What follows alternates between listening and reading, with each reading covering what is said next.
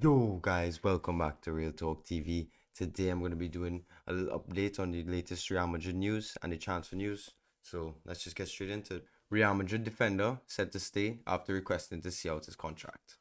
Vallejo held a meeting with Real Madrid's hierarchy. According to AS, Jesus Vallejo recently met with Real Madrid and made a request to fulfill the final year of his contract.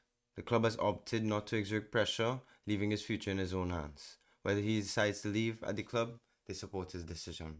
Due to Real Madrid's options at the back and the potential signing of Lenny Yoro, Vallejo is unlikely to find regular game time if he opts to stay put. Despite managing just 3 appearances for relegated Granada last season due to an injury, Vallejo looks forward to putting his physical woes behind him and starting afresh. Honestly, I'm kind of happy for this. Just to have an extra centre back just in case, because we see Nacho is gone, Rafa Marin, who I thought was coming back, is gone. So it's like we need like a fifth choice centre back just to be there in case anything. Because we saw what happened. When we had so many injuries and we literally had to play men like Carvajal, Chouameni at centre back, bro. It was tough, but this is honestly good for me. If he stays, I'll be happy. I'll honestly be happy. Just a little option just in case we need him. And he's not terrible, but he's not great either. So we'll see how it goes. So a little update on the Lunin situation. Liverpool make contact to sign 25-year-old La Liga star. According to a report from the Spanish publication Sport, Liverpool have already made contact regarding a summer move and will be interesting to see how this unfolds. Liverpool are probably eyeing up a move for him as the backup goalkeeper next season. Kelleher is expected to leave the club in search of regular playing time, and Adrian has already parted ways. Liverpool need a solid backup option, and Lunin certainly fits the profile. For this one, again, Lunin is not going to leave Madrid to be a backup at a worse club. I've explained this many times. The only way he's leaving Madrid is if he's being a starting role and he's the first goalkeeper for the team. So it's like he's not going to go to Liverpool, who's a much worse team than Madrid, to be a backup. He's not going to go to Arsenal, who doesn't win anything, to be a backup. It's like unless they're offering him first team playing, it doesn't matter, in my opinion, really and truly. And I don't know if you all saw this too, but Lunin even himself said it's in the club's hands what his future is gonna be. So we'll see how it goes. Another little story to do with Lunin actually. Real Madrid want 29-year-old stopper to replace Lunin. So if Lunin leaves this summer, we would want Kepa to come in and take over the backup keeper role. And honestly, I'm not really against it because like Kepa is not great, but he seems like the perfect level for being like a backup keeper for Madrid. So this one I honestly think is actually pretty decent. So we'll see what happens, but it all depends on if Lunin stays or Lunin goes. So yeah. Real Madrid star to cut vacation short by 2 weeks to win Carlo Ancelotti's favor. Endrick is set to fly out to Madrid on July 21st to at last sign in as a member of his new club first team squad on his 18th birthday. The striker from here has been given permission to enjoy more free time as part of his delayed summer vacation.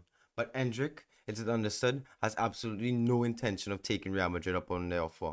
As per AS, the idea of the teenage prodigy is to immediately begin training with his new teammates before embarking on Los Blancos' preseason tour of the USA on July 28th. This comes with a view to winning the favor of Carlo Ancelotti.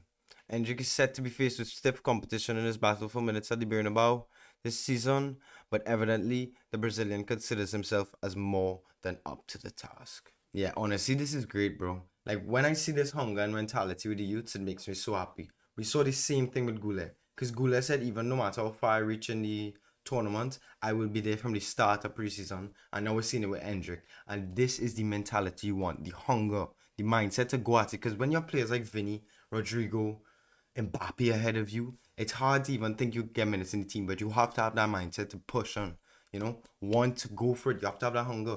And he probably knows he's not going to get a set of minutes and not no starting role, but he has to slowly work his way into the team. At the end of the day, he has to gain the respect of the club.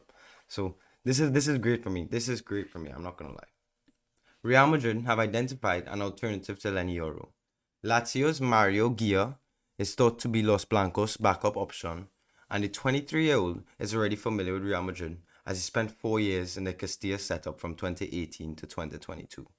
Gia played twice from Real Madrid's first team in the 21-22 season before being sold to Lazio for just 6 million, but he was restricted to just 12 appearances in his debut season with the Bianco Celeste. Um, with this, I don't really see it as true. I think this is only even a link as a transfer because he played at the Castilla before and we sold him on and we like to buy back our players when they do well, but I don't really see much truth into this. I think we're guaranteed to get Euro pretty much.